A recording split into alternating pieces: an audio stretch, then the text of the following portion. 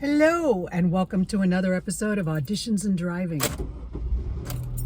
I'm leaving a callback for a commercial. They kept me there for over an hour.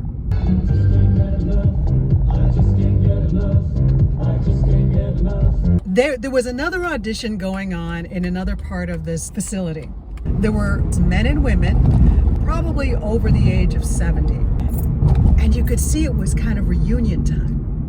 But this one gal comes in after a while. She was a dame, a broad, and she kind of soars in, and I'm like, some about her I like. She's saying hello to all of her old friends, and I hear from across the room, look at her friend dead in the eye and say, "Do you believe the bullshit? Do you believe we are still doing this bullshit?"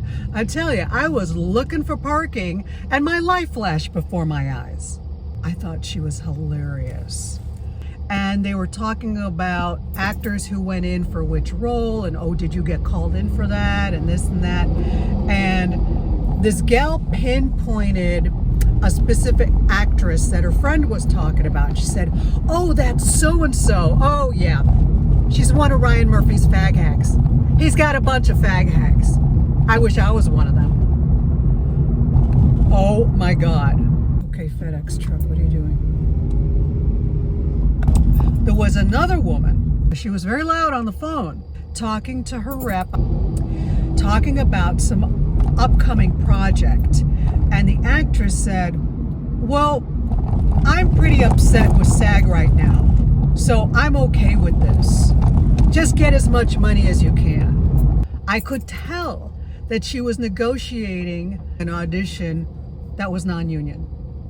And I was this close to saying something to her, but I'm like, you know what? I haven't even gone into the room yet. I'm not going to spoil my audition by confronting someone. Girlfriend, you are in an area where everyone can hear you. And if you want to work off the card, make sure nobody knows, especially me. It was very scary. The left turn signal light is out, so I can't tell when it's red. So they go through 6 women in my category until I'm number 7, right? I go in and all of a sudden they get the bright idea, since they're running behind, now they're gonna pair us up with the women in the other category. So mine is the first. Mine is the guinea pig of let's put 2 actors together now, because they were taking us separately. But it's more fun when you make it into a whole scene. Then you can see the chemistry between the 2 women. So they brought in somebody. We did it, and it was fun. It was nice. And then they asked me, "Oh, do you speak Spanish?" For commercials, they do like a lot of improv, so I never say, "Oh, I'm a Spanish speaker" for commercials. And then I went out to the bathroom finally. And as I'm finishing up in the stall, I hear somebody say, "Is Doreen in here?" And I'm like, "Yeah." She said, oh, go ahead, finish up, wash your hands. They really like you, but they want to know if you can do it in Spanish.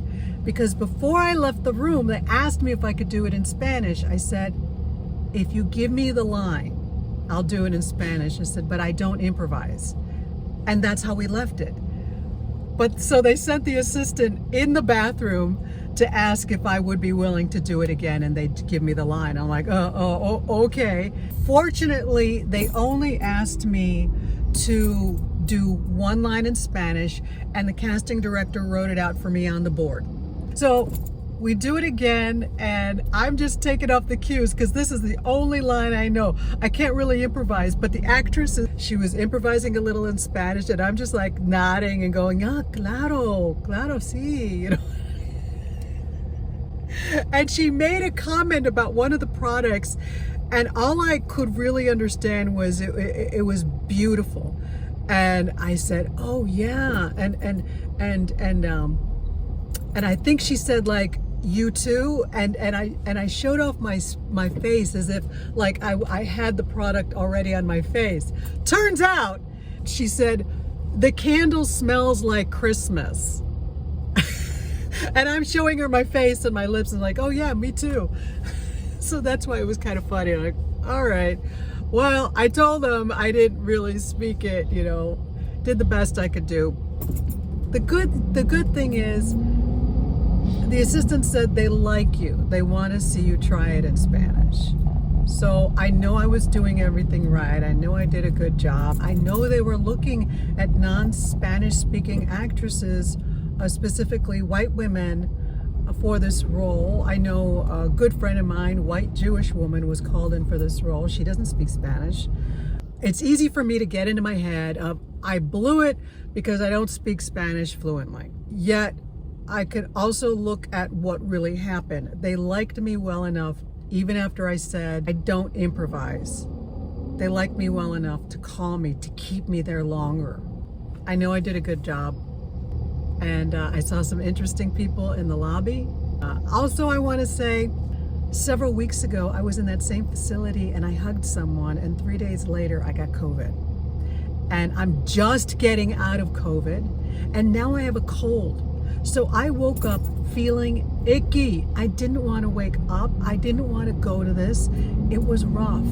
So take care of yourself. Understand that fall, that it's not just COVID, it's RSV, it's the flu, it's a cold, Take care of yourselves, take care of each other. And I did wear a mask when I didn't go into the room and I wasn't on deck. I did wear a mask, so I'm protecting myself and others. Wish me luck.